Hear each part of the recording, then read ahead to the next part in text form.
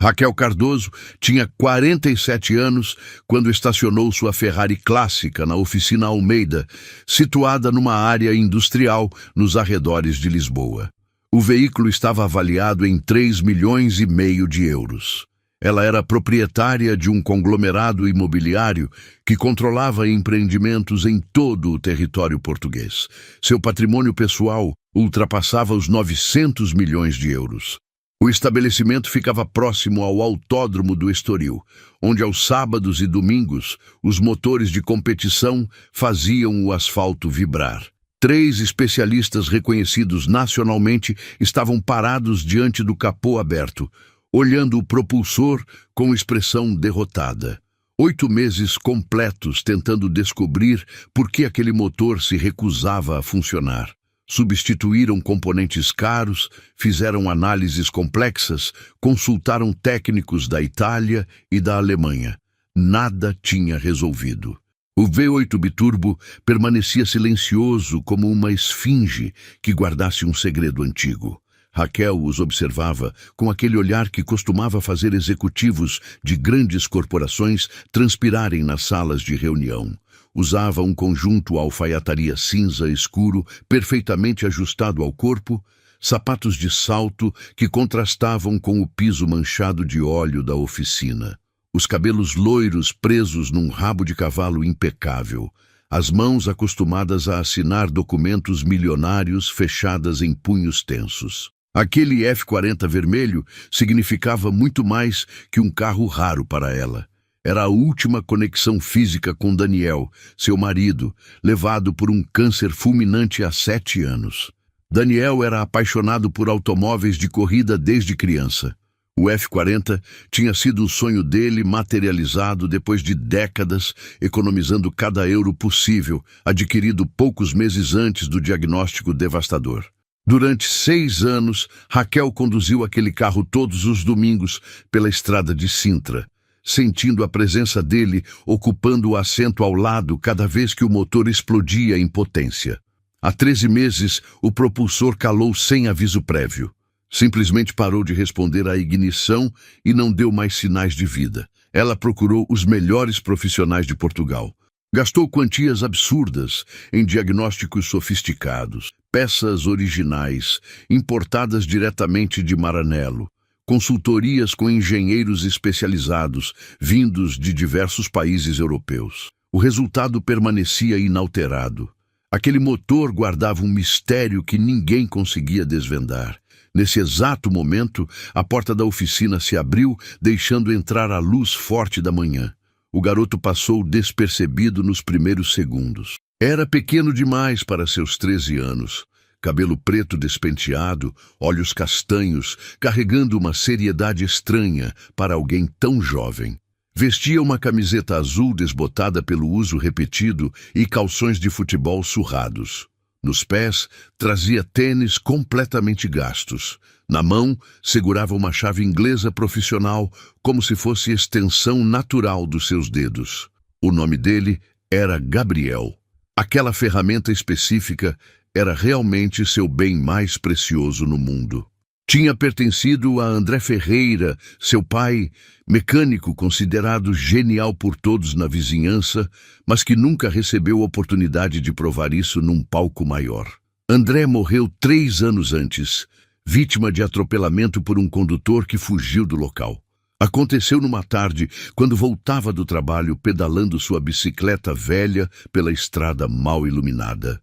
Deixou para trás Isabel, a esposa, e Gabriel, o filho que amava mais intensamente que qualquer motor que tivesse tocado durante toda a carreira. Antes de partir de forma tão abrupta e injusta, André ensinou ao filho absolutamente tudo que dominava sobre motores, não através de aulas formais ou metodologia estruturada. Foram centenas de horas compartilhadas no garagem minúsculo atrás da casa onde moravam, desmontando e remontando propulsores que moradores do bairro traziam, esperando soluções baratas para problemas caros. André tinha uma filosofia particular sobre máquinas. Acreditava que motores possuíam alma própria, temperamento individual, personalidade única. Dizia que para consertá-los de verdade era preciso primeiro ouvi-los com atenção, compreender o que comunicavam através das vibrações sutis, dos sons característicos, dos silêncios significativos. Gabriel ainda guardava memórias nítidas daquelas tardes no garagem junto ao pai. André chegava do trabalho coberto de graxa e fisicamente esgotado, mas sempre separava pelo menos 1 hora para trabalhar com o filho entre ferramentas e peças espalhadas. Ensinava como desmontar injetores, ajustar a distribuição com precisão de relojoeiro, identificar defeitos apenas escutando o ronco do motor. Mais importante que tudo isso, ensinava a respeitar as máquinas, não como objetos sem vida, mas como entidades merecedoras de cuidado genuíno. Cada motor tinha história própria para contar, dizia André, e um bom profissional precisava ser, antes de tudo, um bom ouvinte. Gabriel lembrava de uma ocasião específica quando tinha 10 anos. Um vizinho trouxe um Opel antigo que recusava pegar. Vários mecânicos da região haviam desistido declarando o propulsor irrecuperável. André fechou os olhos, apoiou ambas as mãos sobre o bloco do motor e ficou imóvel por vários minutos. Depois sorriu e pediu ao filho uma chave específica. 40 minutos mais tarde, o motor roncava suave como gato satisfeito. O vizinho ficou boquiaberto. Queria saber qual tinha sido o problema exato.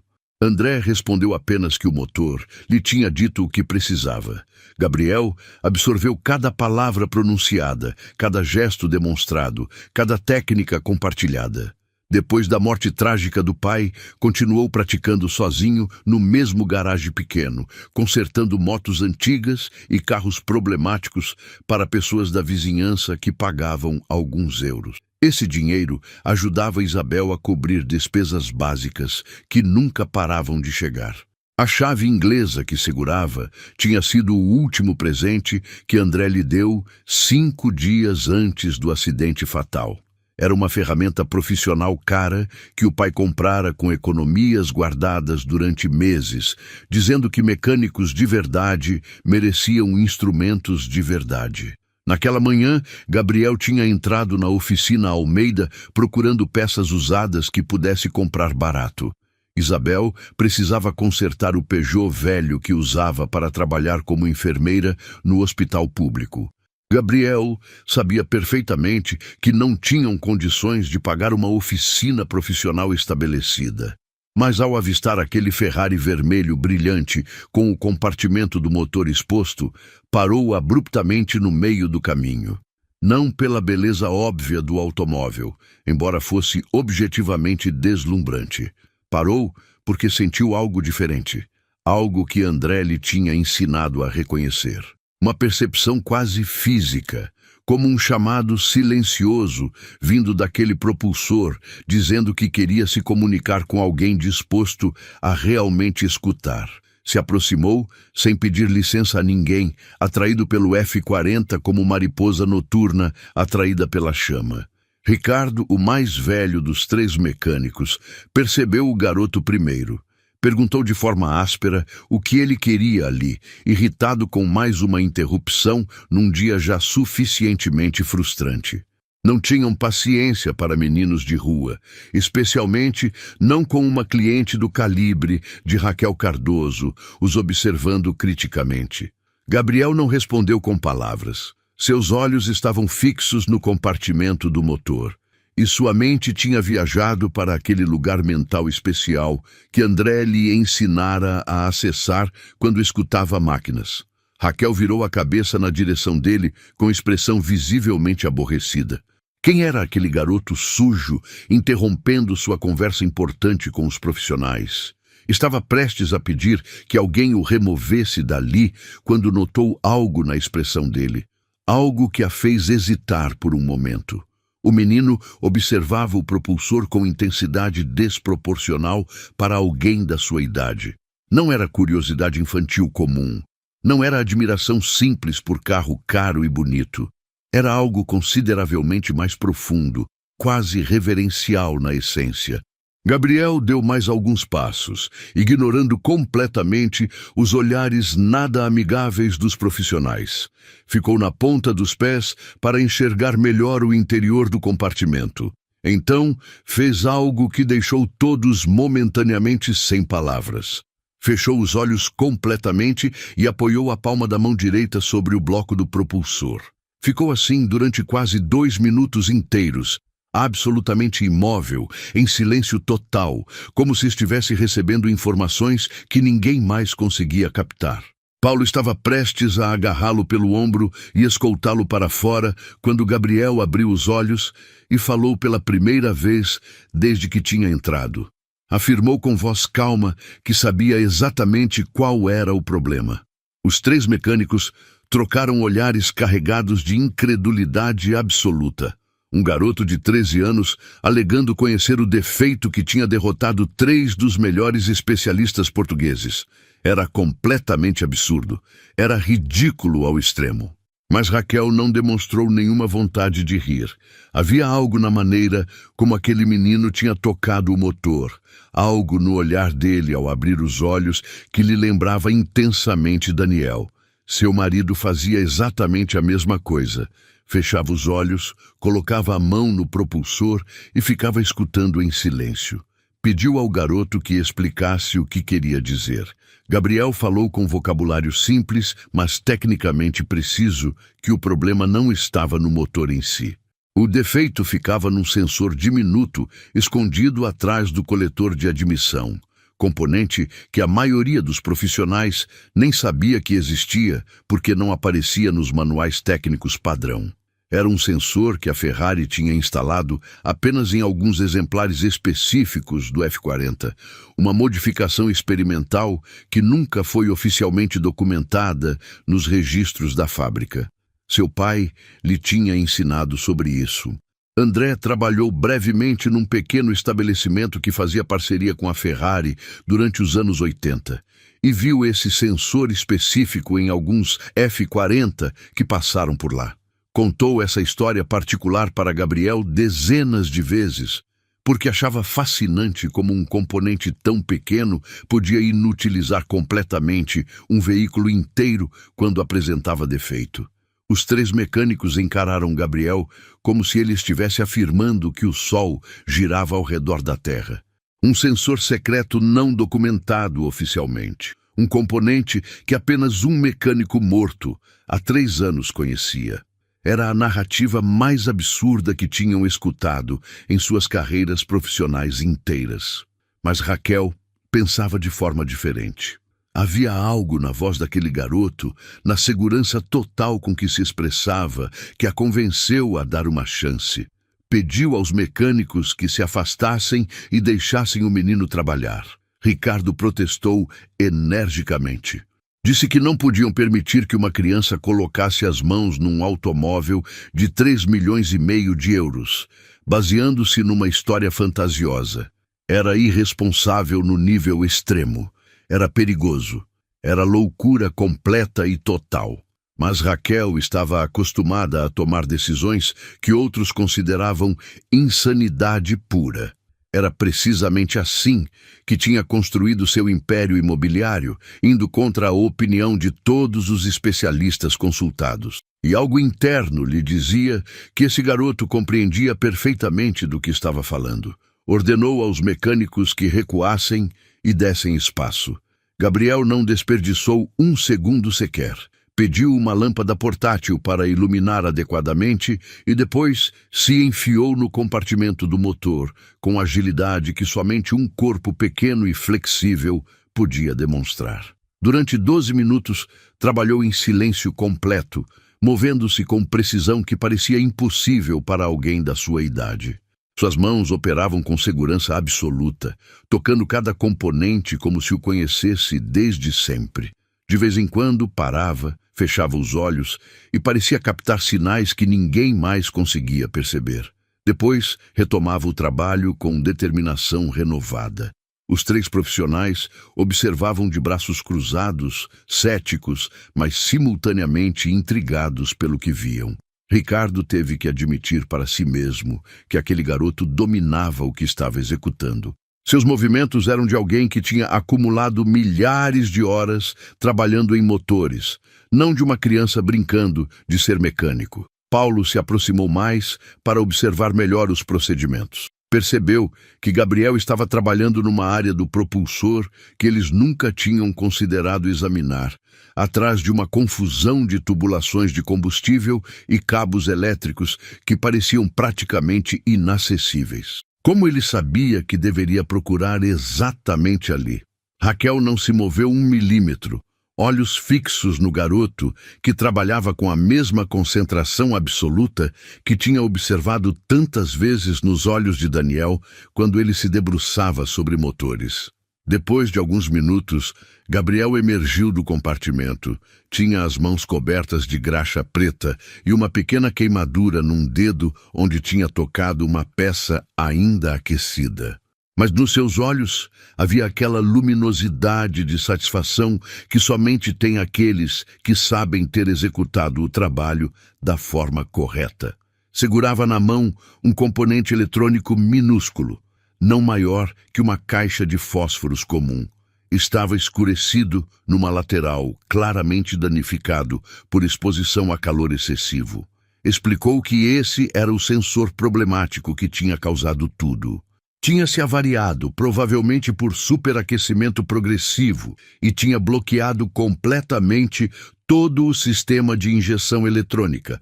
Bastava substituir aquele componente específico e o propulsor voltaria a funcionar normalmente. Ricardo pegou o componente das mãos de Gabriel e o examinou com atenção meticulosa de quem nunca tinha visto aquilo antes. De fato, nunca tinha visto nada semelhante em 32 anos de profissão dedicada exclusivamente a automóveis de alto desempenho. Não constava nos manuais técnicos oficiais. Não aparecia nas fichas de especificações detalhadas. Não existia em nenhuma base de dados de componentes que ele conhecesse ou tivesse acesso, mas era completamente real. E observando as marcas evidentes de dano térmico na superfície, era óbvio que esse constituía o problema central que tinha deixado todos perplexos durante meses. Levaram 4 dias completos para localizar um sensor de substituição adequado. Gabriel sabia onde procurar, porque André tinha lhe falado de um fornecedor especializado em Setúbal, que mantinha estoque de componentes raros para Ferraris de época. Era um daqueles segredos profissionais que o pai tinha acumulado ao longo de uma vida inteira trabalhando nas sombras sem reconhecimento. Quando o sensor chegou pelo correio expresso e Gabriel o instalou pessoalmente com suas próprias mãos pequenas, mas habilidosas, o momento de verdade chegou. Ricardo se posicionou ao volante do F40, inseriu a chave na ignição e a girou. O propulsor V8 biturbo ganhou vida imediatamente com um rugido poderoso que preencheu completamente a oficina inteira, fazendo as ferramentas penduradas nas paredes vibrarem. Raquel sentiu lágrimas quentes correrem pelas suas faces, sem qualquer controle. Não se envergonhava minimamente. Era a primeira vez em 13 meses longos que escutava aquele som específico inconfundível. O som que lhe recordava Daniel de forma tão intensa. O som que tinha acreditado ter perdido definitivamente para sempre. Se aproximou de Gabriel e se ajoelhou diante dele ali mesmo no chão, ignorando completamente o fato de que seu traje de 4.000 euros estava se manchando no piso sujo da oficina, coberto de óleo e graxa. Olhou diretamente nos olhos dele e perguntou como era o nome do seu pai. Quando Gabriel pronunciou o nome André Ferreira, Raquel ficou visivelmente pálida. Conhecia esse nome. Conhecia muito bem, na verdade. 22 anos antes, quando Daniel estava procurando alguém de confiança que pudesse se encarregar da manutenção do seu F40 recém-adquirido, um amigo próximo tinha recomendado um jovem mecânico chamado André Ferreira. Dizia que ele era brilhante de forma natural, que possuía um talento inato para automóveis que não podia ser ensinado em escola nenhuma. Daniel o tinha contatado pessoalmente, o tinha conhecido e conversado longamente, e depois de avaliar, tinha decidido confiar a ele a manutenção do seu Ferrari precioso. Mas depois, algo inesperado aconteceu que mudou tudo. Daniel descobriu que o proprietário da oficina onde André trabalhava era um criminoso que inflava as faturas deliberadamente e utilizava peças de reposição falsificadas, vendendo-as como originais. Tomou a decisão de denunciar o homem às autoridades competentes e o estabelecimento foi encerrado oficialmente pelas autoridades. André perdeu o emprego de forma abrupta e com ele perdeu a possibilidade de construir reputação sólida no mundo competitivo dos motores de alto desempenho. Daniel sempre se sentiu profundamente culpado pelo que tinha acontecido com André. Tentou localizar o jovem mecânico para oferecer assistência financeira e ajuda profissional. Mas André tinha simplesmente desaparecido, orgulhoso demais para aceitar qualquer tipo de ajuda vinda do homem que, mesmo involuntariamente, tinha destruído sua carreira promissora. E agora ali estava o filho de André diante dela, depois de ter reparado o automóvel que Daniel tinha amado mais que qualquer outra posse material. Raquel sentiu o peso esmagador de um destino que parecia elaborado demais para ser mera coincidência aleatória. Era como se Daniel e André tivessem orquestrado tudo isso desde algum lugar além da existência física. Como se tivessem desejado que os caminhos deles voltassem a se cruzar através das pessoas que tinham deixado para trás neste mundo. Pediu a Gabriel que lhe contasse sobre o pai. O garoto falou durante quase uma hora completa sem interrupção, olhos brilhando intensamente cada vez que mencionava uma lembrança específica, mãos gesticulando com energia ao descrever as lições aprendidas no garagem. Contou como André voltava para casa toda tarde, com as mãos cobertas de graxa negra e um sorriso genuíno no rosto cansado. Como nunca reclamava do trabalho físico pesado, nem do salário miserável que recebia. Como encontrava alegria autêntica em cada motor que conseguia fazer voltar a funcionar.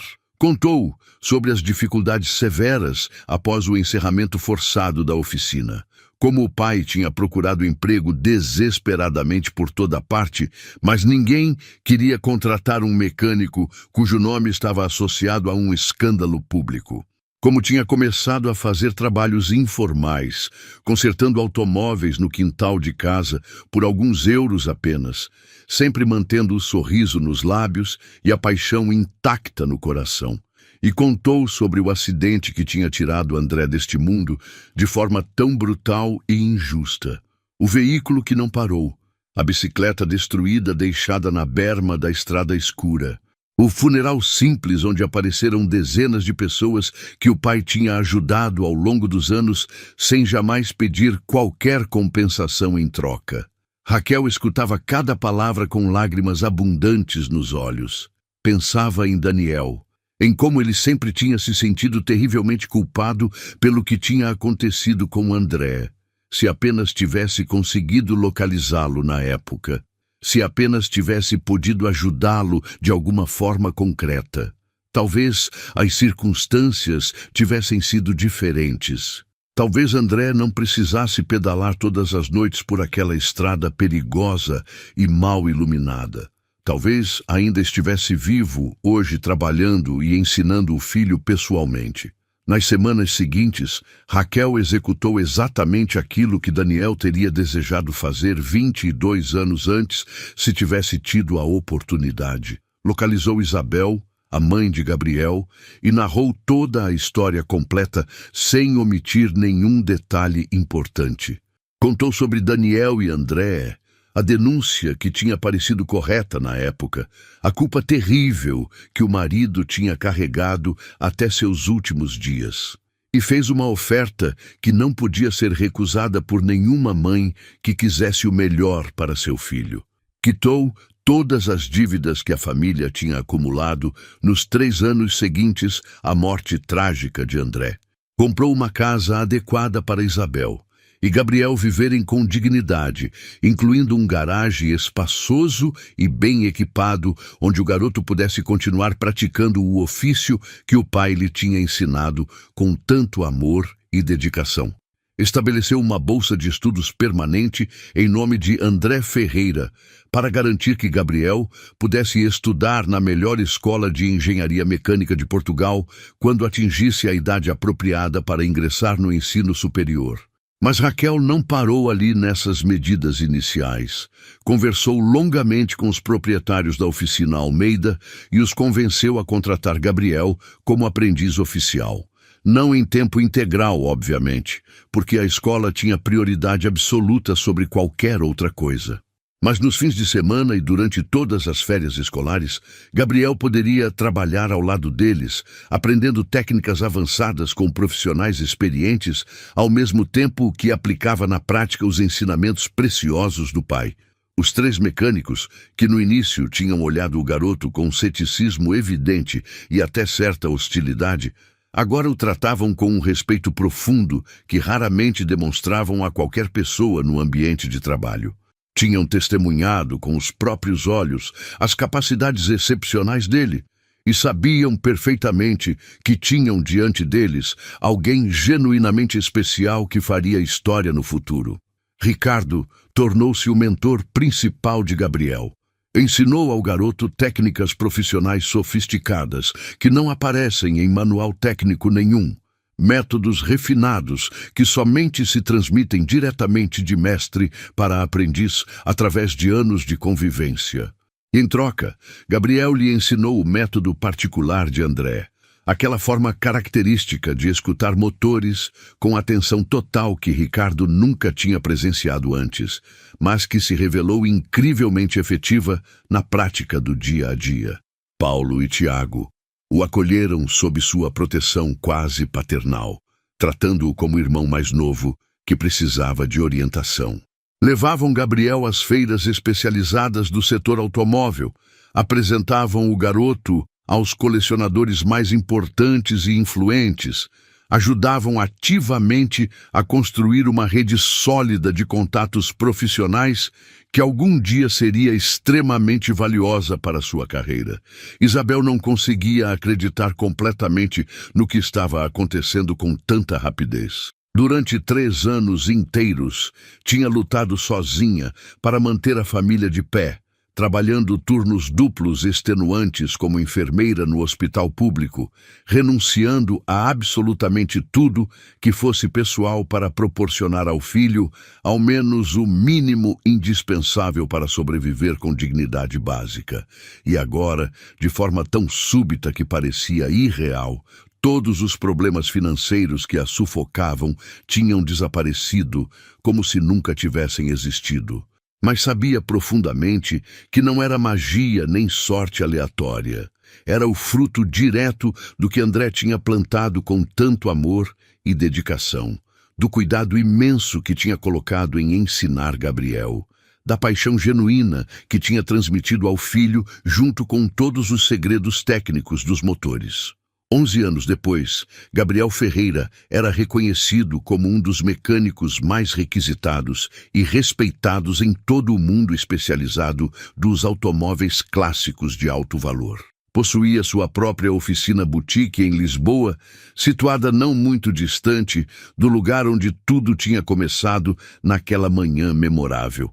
Colecionadores de toda a Europa e até de outros continentes faziam fila aguardando meses para poder confiar a ele seus tesouros mecânicos mais preciosos.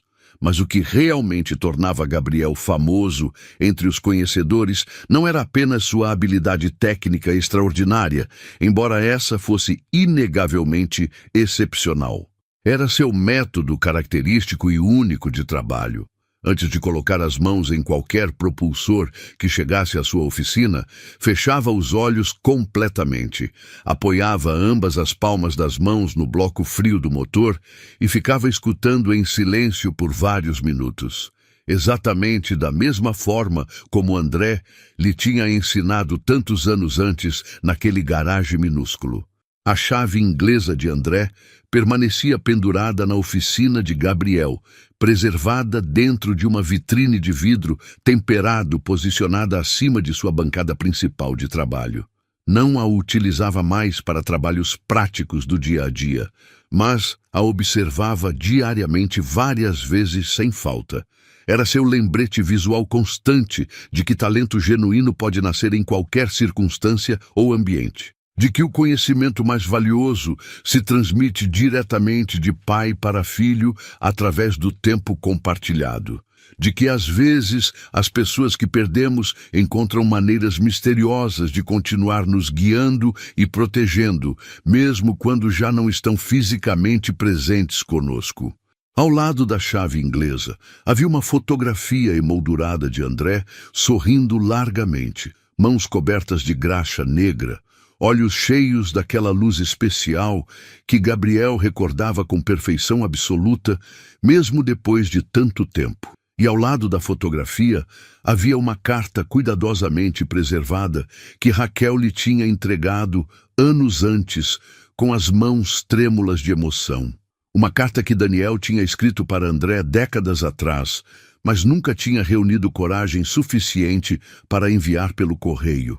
Na carta escrita à mão, Daniel se desculpava profundamente pelo que tinha acontecido de forma tão inesperada. Explicava com palavras sinceras que nunca tinha tido intenção de arruinar a carreira promissora de André, que apenas tinha tentado fazer o que considerava correto moralmente, denunciando a fraude grave que tinha descoberto. Dizia que o tinha procurado durante anos sem sucesso, que teria desejado ardentemente poder ajudá-lo de alguma forma concreta, que se sentia em débito permanente com ele pelo cuidado extraordinário e paixão genuína com que tinha sempre tratado seu Ferrari querido. Gabriel tinha lido aquela carta centenas de vezes ao longo dos anos, cada vez que se sentia desanimado com algum desafio difícil, cada vez que um trabalho complexo parecia tecnicamente impossível de resolver, cada vez que precisava recordar exatamente por que fazia o que fazia todos os dias. Seus funcionários contratados o observavam com mistura constante de admiração profunda e incredulidade total. Não conseguiam compreender como ele fazia aquilo. Não entendiam como podia perceber e diagnosticar coisas que ninguém mais conseguia identificar. Mas tinham cessado há muito tempo de fazer perguntas diretas sobre o assunto. Simplesmente aceitavam que Gabriel Ferreira possuía um dom especial. Um talento raro que não podia ser explicado racionalmente nem transmitido através de ensino convencional. Mas Gabriel conhecia perfeitamente a verdade completa. Sabia que não era nenhum dom misterioso ou habilidade sobrenatural. Era simplesmente a herança preciosa de um pai que o tinha amado mais intensamente que qualquer outra coisa no mundo inteiro. Um pai que tinha dedicado cada momento livre disponível a transmitir ao filho tudo o que sabia sobre motores e máquinas. Que tinha sacrificado tardes inteiras e fins de semana completos para ensinar um ofício que esperava sinceramente que pudesse proporcionar ao filho um futuro melhor e mais digno que o dele próprio. E cada vez que algum cliente trazia à sua oficina um motor problemático que ninguém mais tinha conseguido reparar em lugar nenhum, Gabriel fechava os olhos com calma, apoiava ambas as mãos no bloco metálico e ficava escutando a voz inconfundível do pai, comunicando os segredos eternos das máquinas através do tempo e do espaço. Raquel vinha visitá-lo pessoalmente uma vez por ano sem falta, sempre conduzindo seu F40 vermelho brilhante que agora funcionava absolutamente perfeito como novo. Tinha se tornado algo como uma tia afetuosa para Gabriel ao longo dos anos. Um vínculo familiar forte, forjado por uma história que parecia ter sido escrita pelo próprio destino com propósito específico.